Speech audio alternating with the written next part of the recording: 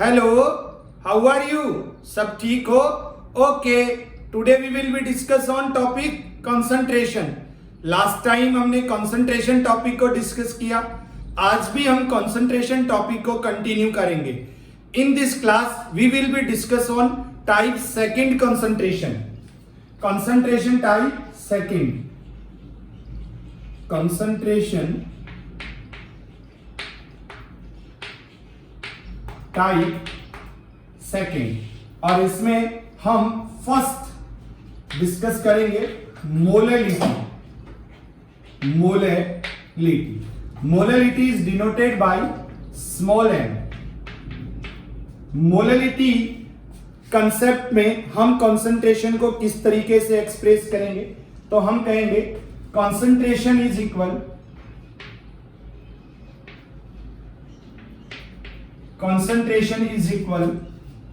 number of moles of solute, number of moles of solute divided by weight of solvent। Molality क्या है किसी भी solution की? Molality number of moles of solute को जब wait of solvent से divide करेंगे तो आपके पास सॉल्यूशन की क्या कैलकुलेट हो जाएगी? मोलैलिटी कैलकुलेट हो जाएगी। ये भी कंसंट्रेशन को एक्सप्रेस करने का ही एक क्या है? पैटर्न है। अब आप देखिए, अभी तक हम यहां वॉल्यूम ऑफ सॉल्यूशन को यूज करते हुए आ रहे थे, लेकिन जैसे ही हमने मोलैलिटी कंसेप्ट को यहां स्टडी करना या डिस्कस करना स्टार्ट किया, आपने यहां देखिए वॉल्यूम ऑफ सॉल्यूशन को वेट ऑफ सॉल्वेंट से रिप्लेस कर दिया। तो याद रखिए, जब भी आप सॉल्यूशन की मोलैलिटी कैलकुलेट करेंगे, आप number of moles of solute को वेट ऑफ सॉल्वेंट से क्या करेंगे? डिवाइड करेंगे। तो सॉल्यूशन की मोलैलिटी को किस तरीके से डिफाइन किया जाएगा, तो उसकी डेफिनेशन हम कुछ इस तरीके से देंगे। The number of moles of solute present in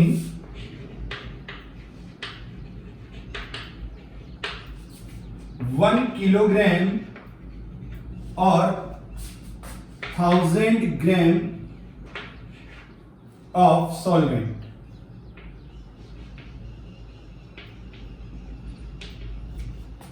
क्या लिखा है यहां पे? देखिए, हमने ये कहा the number of moles of solute present in 1 kilogram और 1000 ग्राम ऑफ सॉल्वेंट, यानी 1 किलोग्राम और 1000 ग्राम सॉल्वेंट में कितने number of moles of solute present है, वो उस सॉल्यूशन की क्या हो जाती है? मोलैलिटी हो जाती है। तो मोलैलिटी के लिए हम मैथमेटिकल फॉर्मूले का डेरिवेशन किस तरीके से देंगे, तो देखिए, हम इसका फॉर्मूला इसके इस पैटर्न से ही डेराइव करेंगे। क्या लिखेंगे? हम यहां कह दें कि ये मोलैलिटी की डेफिनेशन है, तो मोलैलिटी इज इक्वल हो गया number of moles of solute divided by weight of solvent. और number of moles of solute को आपने किससे एक्सप्रेस किया? आपने कहा उसे Nb। वेट ऑफ सॉल्वेंट को आप क्या कहोगे? तो वेट ऑफ सॉल्वेंट को आप कहेंगे Wa। तो मोलैलिटी को किससे लिख रहे हैं? स्मॉल m से। तो ये हो गया mathematically expression for calculation of molality. Small m is equal Nb divided by Wa। Nb या number of moles of solute है, Wa क्या है? मास of solvent, it means wait of solvent. और Nb का आपको पता है, Nb कैसे कैलकुलेट किया जाएगा? तो Nb number of moles of solute is equal होता है mass of solute upon molar mass of solute. इससे आप क्या करेंगे? Nb को कैलकुलेट कर लेंगे। तो ये हो गया मोलैलिटी कैलकुलेट करना। नेक्स्ट सेकंड पॉइंट है मोल फ्रैक्शन। मोल फ्रैक्शन,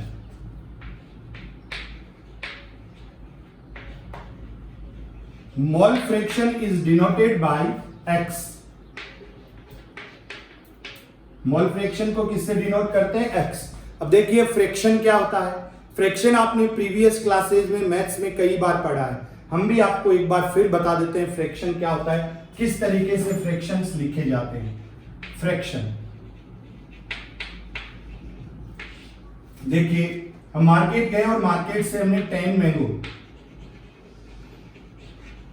और 30 बनाना परचेज किए।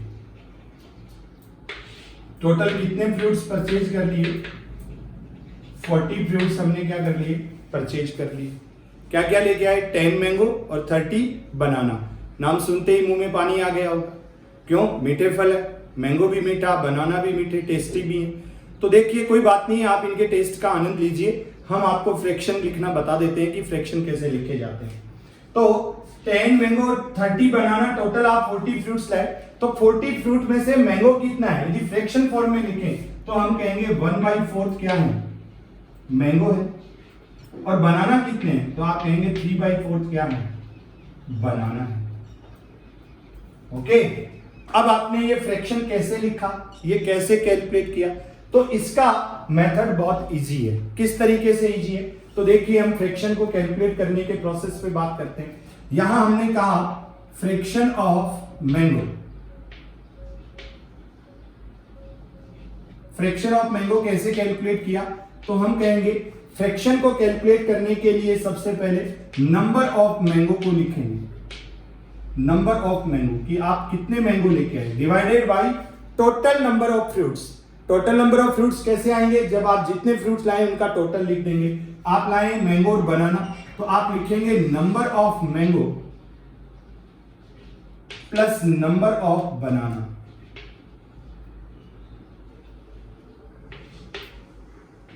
तो ये टोटल नंबर ऑफ फ्रूट्स हो गए। इससे नंबर ऑफ मैंगो को डिवाइड कर दीजिए, मोल फ्रैक्शन आ जाएगा। नंबर ऑफ मैंगो कितने लेके आए आप लेके आए 10। नंबर ऑफ मैंगो 10 हो गए, नंबर ऑफ बनाना 30, 10 प्लस 40, और इसको थोड़ा और सिंपल करके लिख दिया। तो आपने कितना फ्रैक्शन बताया? आपने कहा 1/4 क्या है? मैंगो। तो यहां से आपने फ्रैक्शन को क्या किया है? कैलकुलेट किया है। इसी तरीके से आप फ्रैक्शन कैलकुलेट कर सकते हैं। किसका? बनाना का। बनाना का फ्रैक्शन किस तरीके से कैलकुलेट करेंगे? तो देखिए हम कहेंगे fraction of banana. Fraction of बनाना, ये भी वही प्रोसेस होगा। फ्रैक्शन को कैलकुलेट करना है तो सबसे पहले क्या कहेंगे? Number of banana divided by total number of fruits. It means number of mango plus number of बनाना। तो नंबर ऑफ बनाना कितने हैं आपके पास? 30। Number of mango 10, number of banana 30। 30 divided by 40, इसको थोड़ा सिंपल किया तो आपके पास हो गया 3/4 बनाना। यहां से आपने ये फ्रैक्शन को कैलकुलेट किया, 1/4 मैंगो और 3/4 बनाना जो आपने यहां पे लिखा है। तो ये था 40 फ्रूट्स का फ्रैक्शन निकालना। तो इस तरीके से आप फ्रैक्शन को निकाल सकते हैं। एक बात और ध्यान में रखनी है, देखो फ्रैक्शन के लिए 1/4 और 3/4 का टोटल कितना हो जाएगा? 1 हो जाएगा। यानी आपने एक आइटम लिया फ्रूट्स, अब उस फ्रूट्स में कौन कौन है उसको फ्रैक्शन में लिखा है। अब वो जो 1 आइटम है वो कितनी चीजों का मिक्सचर है, उनके मिक्सचर का जब भी आप फ्रैक्शन निकालोगे और उसे टोटल करोगे तो वो 1 हो जाएगा। दैट मीन्स यदि कोई 1 आइटम 2 चीजों का मिक्सचर है तो उन दोनों का आप फ्रैक्शन कैलकुलेट करके टोटल कीजिए, आपके पास 1 होगा। यदि कोई 1 आइटम 3 चीजों का यानी 3 चीजों का मिक्सचर है तो तीनों का फ्रैक्शन कैलकुलेट करके जब टोटल करोगे तो टोटल क्या हो जाएगा? 1 हो जाएगा। It means mole fraction always unity होता है। कितना होता है? यूनिटी, यानी मोल फ्रैक्शन ऑलवेज 1 होता है। अब हम बात कर रहे हैं मोल फ्रैक्शन। यहां पर फ्रैक्शन निकालना है मोल का, तो मोल का फ्रैक्शन कैसे निकालेंगे? तो सबसे पहले बात करेंगे मोल फ्रैक्शन की डेफिनेशन पर, और उसके बाद में हम बात करेंगे मोल फ्रैक्शन के फॉर्मूले पर कि उसके फॉर्मूले का डेरिवेशन हम किस तरीके से देंगे। तो देखिए कैसे डिफाइन करेंगे आप मोल फ्रैक्शन को। तो इसी एग्जांपल के बेस पे हम इसकी डेफिनेशन लिखते हैं। हम कहेंगे mole fraction is the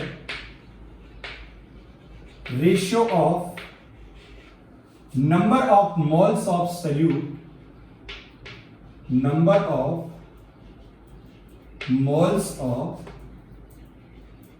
solute to the total number of total number of all components present in the solution। क्या डेफिनेशन हुई मोल फ्रैक्शन के लिए? आपने कहा मोल फ्रैक्शन क्या है? Mole fraction is the ratio. किसका रेशियो है? Number of moles of one component. यहां थोड़ा सा इसको इंप्रूव कर लेते हैं, सल्यूट की जगह हम यहां लिख देते हैं number of moles of one component. यहां थोड़ा सा इंप्रूव कर लेते हैं, one component to the total number of all components present in the solution. किसी भी इंडिविजुअल कंपोनेंट का मोल फ्रैक्शन निकालना है तो उसके नंबर ऑफ मोल्स को डिवाइड कर दीजिए उस मिक्सचर में प्रेजेंट टोटल कंपोनेंट्स के नंबर ऑफ मोल्स से। जितने भी कंपोनेंट्स प्रेजेंट है उनके नंबर ऑफ मोल्स का टोटल कीजिए और उससे इंडिविजुअल कंपोनेंट के नंबर ऑफ मोल्स को डिवाइड करने से उस कंपोनेंट का मोल फ्रैक्शन कैलकुलेट हो जाएगा। तो that is the definition of mole fraction. क्या डेफिनेशन है? The ratio of number of moles of one component to the total number of all components present in the solution. अब इसका formula किस तरीके से ड्राइव करेंगे तो उसके लिए एक एग्जांपल पर हम बात कर लेते हैं। हम यहां एक सॉल्यूशन लेते हैं, कंसीडर करते हैं। उस सॉल्यूशन के टू कंपोनेंट्स हैं, कंपोनेंट ए और कंपोनेंट बी। कंपोनेंट ए के 4 मोल्स हैं और कंपोनेंट बी के कितने मोल है? 16 मोल है। आपको इन दोनों कंपोनेंट्स का मोल फ्रैक्शन बताना है। दोनों का क्या बताना है? Mole fraction. कैसे बताओगे? तो देखिए, सबसे पहले हम मोल फ्रैक्शन ऑफ ए पे बात करते हैं। मोल फ्रैक्शन को x से रिप्रेजेंट करेंगे तो मोल फ्रैक्शन ऑफ ए को क्या लिखोगे? x से। x ए को कैसे कैलकुलेट करोगे? तो number of moles of A divided by total number of moles of all components. कितने कंपोनेंट है मिक्सचर में? 2। दोनों के नंबर ऑफ मोल्स ले लीजिए तो Na प्लस Nb। Na को जब Na प्लस Nb से डिवाइड कर देंगे XA आ जाएगा, मोल फ्रैक्शन ऑफ ए आ जाएगा। तो ये हो गया मोल फ्रैक्शन ऑफ ए को कैलकुलेट करने का फॉर्मूला। इसी तरीके से मोल फ्रैक्शन ऑफ बी को कैलकुलेट कैसे करेंगे? तो मोल फ्रैक्शन ऑफ बी के लिए भी आप इसी तरीके से फॉर्मूले का डेरिवेशन लेंगे। आप कहेंगे XB is equal number of moles of B divided by total number of all components. Total number of moles of all component, it means Na plus Nb। जब Nb को आप Na प्लस Nb से divide कर दोगे आपके पास XB calculate हो जाएगा। तो ये था मोल फ्रैक्शन ऑफ B। अब यहां नंबर ऑफ मोल्स आपके पास है। A के लिए नंबर ऑफ मोल्स यानी Na 4 है और Nb की वैल्यू कितनी है? 16 है। फॉर्मूले में इनकी वैल्यू को आप रखिए और इनको सॉल्व कर लीजिए, आपके पास क्या आ जाएगा? मोल फ्रैक्शन आ जाएगा। तो ये था मोल फ्रैक्शन को कैलकुलेट करना। नेक्स्ट थर्ड पॉइंट है मास percent. Mass percent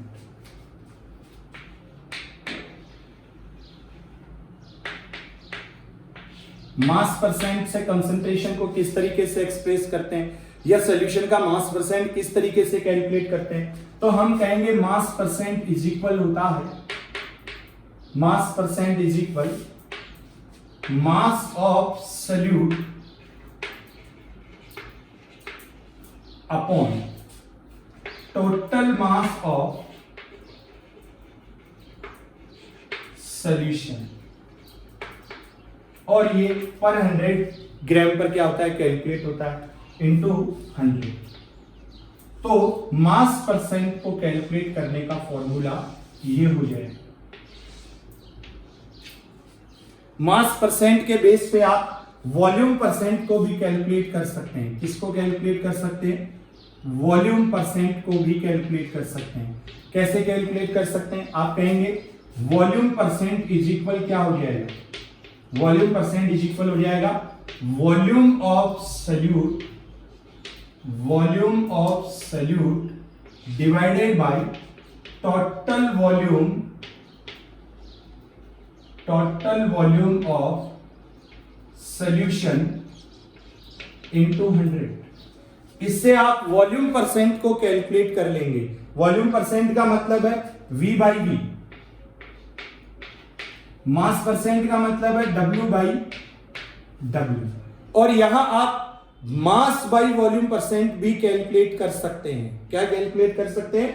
mass by volume percent. देखिए कैसे कैलकुलेट कर सकते हैं मास बाई वॉल्यूम परसेंट को। हम यहां लिखते हैं मास बाई वॉल्यूम परसेंट। इसको कैसे कैलकुलेट करोगे? तो आप कहेंगे मास by volume percent is equal mass of solute, और यहां कहेंगे total volume of solution, total volume of solution. तो इस तरीके से आप मास परसेंट, वॉल्यूम परसेंट और मास बाय वॉल्यूम परसेंट को कैलकुलेट कर सकते हैं। यह भी कंसंट्रेशन को एक्सप्रेस करने का ही क्या है? एक पैटर्न है। कंसंट्रेशन को एक्सप्रेस करने का क्या है? एक पैटर्न है। इसके बाद में हम बात करेंगे पीपीएम, इस पर बात करेंगे पीपीएम।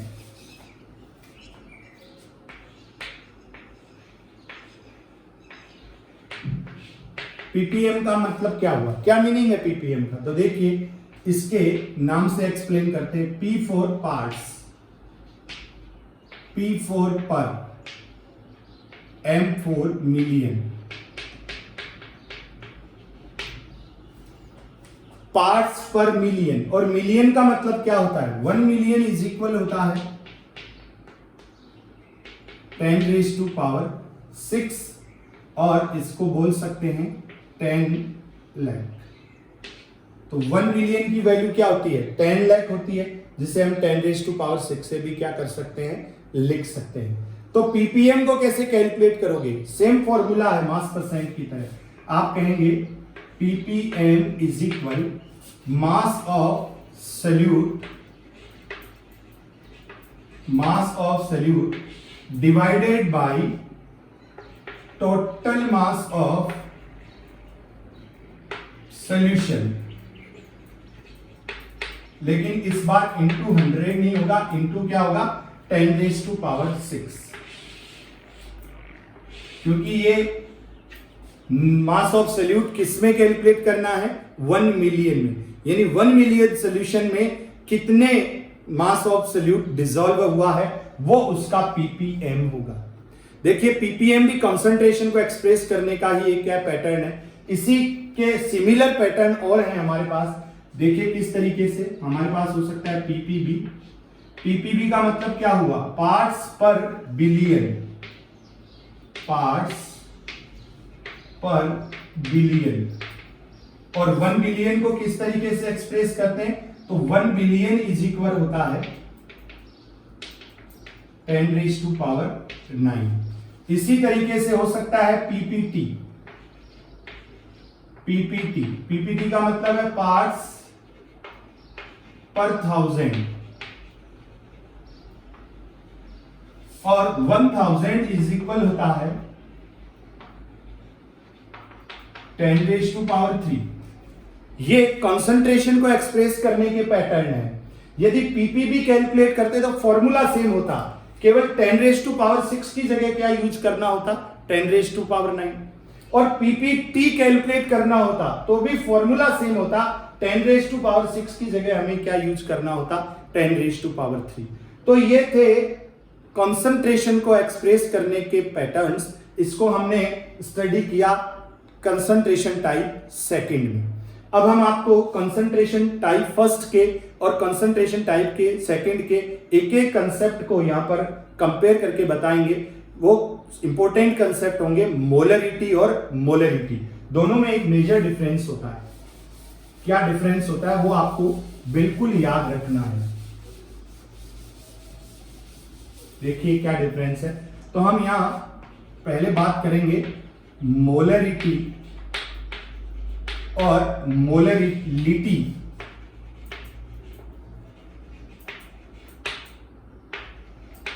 को कंपेयर करेंगे थोड़ा सा। कैसे कंपेयर करेंगे? पहला कंपैरिजन इनके फॉर्मूले से देंगे, डेफिनेशन से देंगे। देखो मोलरिटी को किस तरीके से डिफाइन किया? आपने कहा the number of moles of solute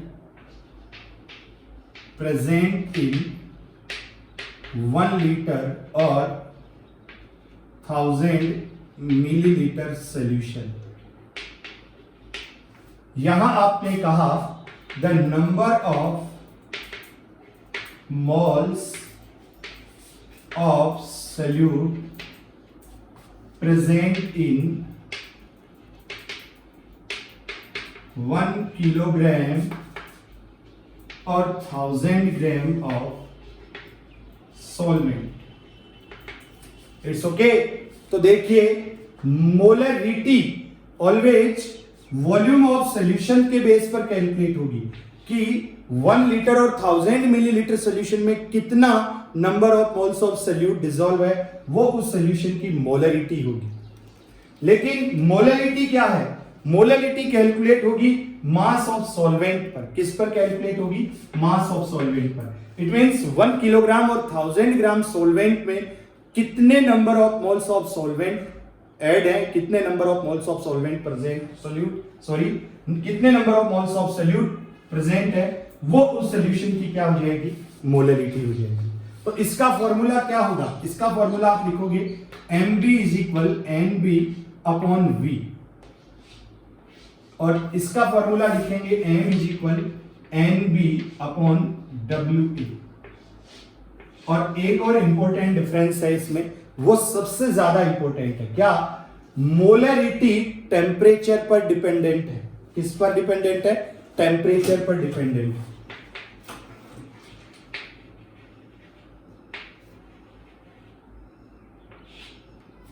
temperature पर डिपेंडेंट है। कैसे? मोलरिटी वॉल्यूम से कैलकुलेट होती है, वॉल्यूम पर बेस्ड है, वॉल्यूम से कैलकुलेट होती है।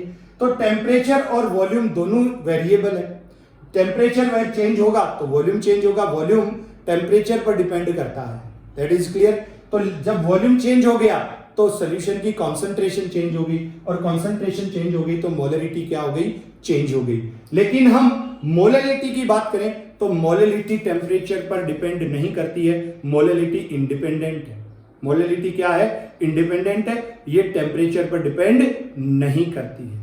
आपको ये ध्यान में रखना है, ये बहुत इंपॉर्टेंट पॉइंट है। अब हम इन पर बेस्ड कुछ न्यूमेरिकल प्रॉब्लम्स को यहां सॉल्व कर लेते हैं। एक दो एग्जांपल हम आपको बता देते हैं और इंटर कन्वर्जन बता देते हैं। कंसंट्रेशन बेस्ड कुछ न्यूमेरिकल्स के हम आपको एग्जांपल दे देते हैं। जैसे आपको दिया हुआ है एक छोटा सा statement, 20% aqueous solution of glucose. इसका क्या मतलब हुआ? तो 20% जो है वो किसको एक्सप्रेस कर रहा है? कंसंट्रेशन को। ये भी कंसंट्रेशन को एक्सप्रेस करने का एक पैटर्न है। 20% का मतलब क्या है? 20% का मतलब है कि जितना सोल्यूशन है, सोल्यूशन कितना है, परसेंटेज लिया है तो 100 ग्राम, 100 ग्राम सोल्यूशन है तो उसमें ग्लूकोज कितना है? 20 ग्राम है। ये ध्यान रखने वाली बात है, सबसे इंपॉर्टेंट बात है कि यहां 100 ग्राम सोल्यूशन है तो उसमें 20 ग्राम क्या है? ग्लूकोज है। तो 20% का मतलब है 20 gram glucose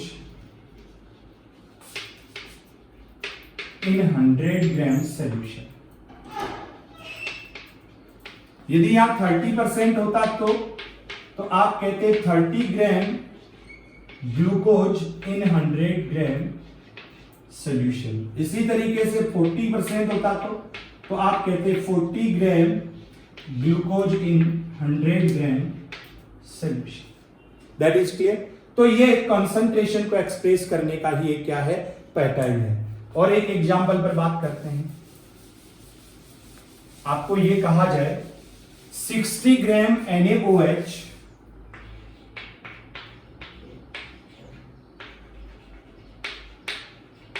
mixed with 340 gram of water. Calculate क्या कैलकुलेट करना है? Molality, mole fraction of NaOH, mole fraction of NaOH, percentage of NaOH। कैसे कैलकुलेट करोगे? बहुत आसान है, हम कंसेप्ट के बेस पे चलते जाएंगे, हम कैलकुलेट कर लेंगे। तो देखिए 60 ग्राम क्या है, सबसे पहले हमें ये बात करनी है। सिर्फ 60 ग्राम क्या है? WB है। और 340 ग्राम क्या है? 340 ग्राम WA है। क्या है ये? WA है। अब हम मोलैलिटी कैलकुलेट करना चाहते हैं। क्या कैलकुलेट करना चाहते हैं? मोलैलिटी। नंबर 1 पे आइए। तो मोलैलिटी का फॉर्मूला क्या है? M इज इक्वल होता है NB अपॉन WA। सबसे पहले हमें NB को कैलकुलेट करना है। तो NB कैसे कैलकुलेट होगा? NB इज इक्वल होता है WB अपॉन MB। WB कितना है? WB आपको गिवन है 60 और MB NaOH का मॉलिक्यूलर वेट कितना होता है? 40 ग्राम मोल इनवर्स। यहां से नंबर ऑफ मोल्स आ जाएंगे, इन दोनों को सॉल्व कर लीजिए, आपके पास क्या आ जाएगा? NB का वैल्यू आ जाएगा और NB का वैल्यू आ जाएगा तो WA आपको गिवन है। WA कितना है? 340 है। दोनों की वैल्यू को यहां पुट कर दीजिए, दोनों की वैल्यू को फॉर्मूले में रख लीजिए, आपके पास सोल्यूशन की क्या आ जाएगी? मोलैलिटी आ जाएगी। It's clear. Next second concept में क्या पूछा है? Mole fraction of NaOH। NaOH का मोल फ्रैक्शन कैसे कैलकुलेट करोगे? बहुत इजी है। Second, mole fraction of NaOH, it means x NaOH को कैलकुलेट करना है। x NaOH को कैसे कैलकुलेट करोगे? तो n NaOH divided by n NaOH plus n H2O, water लिया तो NH2O। अब आपको तो सीधा सीधा ये पता होना चाहिए कि n NaOH कैसे कैलकुलेट होगा। तो n NaOH इज इक्वल आपको लेना है W NaOH upon m NaOH। It means weight of NaOH upon molecular weight of NaOH। इसी तरीके से NH2O कैलकुलेट करना है। NH2O इज इक्वल क्या होगा? WH2 upon MH2। It means weight of H2O upon molecular weight of H2O। यहां इनसे आप n NaOH और NH2O को कैलकुलेट कीजिए, इस फॉर्मूले में वैल्यू को रख लीजिए, आप मोल फ्रैक्शन ऑफ NaOH को क्या कर सकेंगे? इजी वे में कैलकुलेट कर सकेंगे। It's clear. नेक्स्ट थर्ड है percentage of NaOH। Percentage of NaOH को आप किस तरीके से कैलकुलेट करेंगे? तो देखिए परसेंटेज ऑफ NaOH को कैलकुलेट कर लेते हैं। Percentage of NaOH is equal weight of NaOH upon total weight of solution. Total weight of solution into 100। तो वेट ऑफ NaOH कितना है? 60 और टोटल वेट ऑफ सॉल्यूशन, यहां ध्यान देना है, टोटल वेट ऑफ सॉल्यूशन लेना है। इट मींस सॉल्यूशन कब बनेगा? जब NaOH वाटर को ऐड कर देंगे। तो कितना हो जाएगा? 60 प्लस 340 इंटू 100। यहां से आप क्या कैलकुलेट कर लेंगे? परसेंटेज ऑफ NaOH को कैलकुलेट कर लेंगे।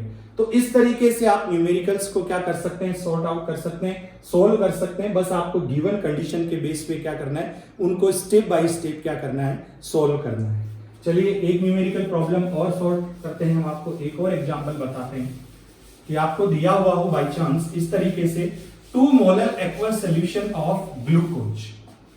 आपको गिवन हो 2 molar aqueous solution of glucose और आपको कहा जाए कैलकुलेट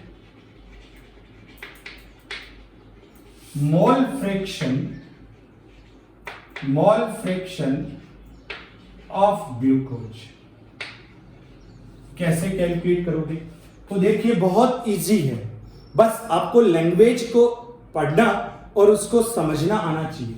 यहां लिखा हुआ है 2 मोलल। मोलल जो वर्ड है वो मोलैलिटी को बताता है। किसको बताता है? मोलैलिटी को बता रहा है। और मोललिटी का मतलब क्या है कि 1 किलोग्राम और 1000 ग्राम सोलवेंट में कितने number of moles of solute घुले हुए हैं, ये उस सॉल्यूशन की क्या है, मोललिटी है। तो आप इसका मतलब कैसे एक्सप्लेन करेंगे, ये कंसंट्रेशन है, तो आप कहेंगे 2 mole of glucose present in 1000 gram aqueous दिया है, तो water, it mean solvent. Water क्या है, सॉल्वेंट। यहां 2 मोलर का मतलब है 2 mole of glucose present in 1000 gram water. अब आपके पास हो गया नंबर ऑफ मोल्स ऑफ क्या आ गए, सोल्यूट आ गए, और वेट ऑफ सॉल्वेंट आ गया। क्या आ गया, वेट ऑफ सॉल्वेंट। यहां पर देखिए ये 1000 ग्राम क्या है, ये है WA, ये क्या है WA, और ये 2 मोल्स क्या है, ये है NB। अब हम कैलकुलेट करना चाहते हैं मोल फ्रैक्शन, तो बिल्कुल इजी वे में कैलकुलेट कर लेंगे। कैसे कैलकुलेट करेंगे, mole fraction of glucose, it means X glucose is equal हो जाएगा N glucose upon N glucose plus NH2O। यहां N ग्लूकोज हमारे पास गिवन है, N ग्लूकोज कितना है 2, और NH2O कैलकुलेट करना है, तो NH2O इज इक्वल क्या हो जाएगा, WH2O अपॉन MH2O। WH2O कितना हो गया, अभी हमने आपको बताया, WH2O आपके पास कितना है 1000 ग्राम, और MH2O कितना होता है 18 ग्राम मोल इनवर्स। इससे आप NH2O को क्या कर लेंगे, कैलकुलेट कर लेंगे। N ग्लूकोज और NH2O की वैल्यू को इस फॉर्मूले में आप लिख लेंगे, उससे आप X ग्लूकोज यानी मोल फ्रैक्शन ऑफ ग्लूकोज को क्या कर लेंगे, कैलकुलेट कर लेंगे। तो हम बस इतना ही बताना चाहते हैं कि ये जो कंसंट्रेशन टर्म्स हैं, इनमें आपको इनकी लैंग्वेज को पढ़ना आ गया, इसको समझना आ गया, तो आप किसी भी न्यूमेरिकल प्रॉब्लम को क्या कर सकते हैं, इजी वे में सॉल्व कर सकते हैं। तो ये इंटरकन्वर्जेंस इन कंसंट्रेशन टर्म्स हैं। हम आपको एक छोटा सा एग्जांपल और दे देते हैं। मान लीजिए आपको कुछ इस तरीके का केस दिया जाए, 20% NaOH by wait, 20% NaOH by wait in aqueous solution. Calculate mole fraction of NaOH। आपको क्या कंडीशन गिवन है, आपको कहा गया 20% NaOH by weight in aqueous solution, calculate mole fraction of NaOH। अब यहां देखिए ये 20% जो लिखा गया है, ये कंसंट्रेशन को क्या कर रहा है, एक्सप्रेस कर रहा है। कैसे, हमने आपको बताया 20% का मतलब है 100 ग्राम में 20 ग्राम क्या है, NaOH है, तो बचा हुआ क्या है 20 ग्राम या NaOH है, तो बचा हुआ क्या है, एक्वस का मतलब वाटर, 80 ग्राम यहां पर क्या है H2O। टोटल सोल्यूशन का मास कितना है, 100 ग्राम सोल्यूशन है। इस 20% का मतलब ये होता है। यदि यहाँ 30% होता तो 30 + 70 हो जाता। आपको हमेशा याद रखना है। समझ गए आप मेरी बात को? तो अब आपको पता चल गया ये 20 ग्राम किसको एक्सप्रेस कर रहा है, ये WB है, 80 ग्राम क्या है, WA है। आपको यहाँ MA मिल जाए और आपको यहाँ पर क्या मिल जाए, MB मिल जाए, तो MB निकाल दीजिए। NaOH का MB कितना होगा, 40 ग्राम मोल इनवर्स हो जाएगा, और Ma कितना हो जाएगा यहाँ वाटर के लिए, तो 80 ग्राम मोल इनवर्स हो जाएगा। इन दोनों से आप किसको कैलकुलेट कर लेंगे, WA बाई MA से कैलकुलेट कर लेंगे आप NA को। समझ गए मेरी बात? और WB बाई MB से आप कैलकुलेट कर लेंगे NB को। NB क्या है, NaOH है, और Na क्या है, NH2O है। आपके पास जब NaOH और NH2O दोनों कैलकुलेट हो जाएंगे तो देखिए आपको चाहिए यहां XNaOH, तो आप लिखेंगे XNaOH is equal NaOH divided by NaOH plus NH2। तो ये mole fraction of NaOH calculate हो जाएगा। It's clear. तो स्टेप बाय स्टेप चलिए, लैंग्वेज को आप अंडरस्टैंड कीजिए, लैंग्वेज को आप समझिए, न्यूमेरिकल प्रॉब्लम्स सॉल्व हो जाएंगे। तो ये था आज के इस क्लास में, हम इतना ही डिस्कस करेंगे। आज की इस क्लास में हमने डिस्कस किया कंसंट्रेशन टाइप सेकंड, और कंसंट्रेशन टाइप सेकंड में हमने molarity, mole fraction, mass percent, volume percent, mass by volume percent, ppm, PPV, PPT, इस तरीके के कंसेप्ट्स को हमने डिस्कस किया। इनकी डेफिनेशन, इनके फॉर्मूले का डेरिवेशन हमने बात की यहाँ पे, और हमने कंसंट्रेशन टर्म्स में इंटर कन्वर्जेंस पर भी यहाँ बात की। कुछ न्यूमेरिकल्स के थ्रू मैंने आपको ये बताने की कोशिश की कि किस तरीके से हम यहाँ पर कंसंट्रेशन टर्म से रिलेटेड न्यूमेरिकल्स को सॉल्व कर सकते हैं। तो मैनी मैनी थैंक्स, आप मेरे इन क्लासेज को, मेरे इन वीडियोज को इतने ध्यान से, इतने प्यार से और इतनी आत्मीयता के साथ सुनते हो, उसके लिए many many thanks. That's all.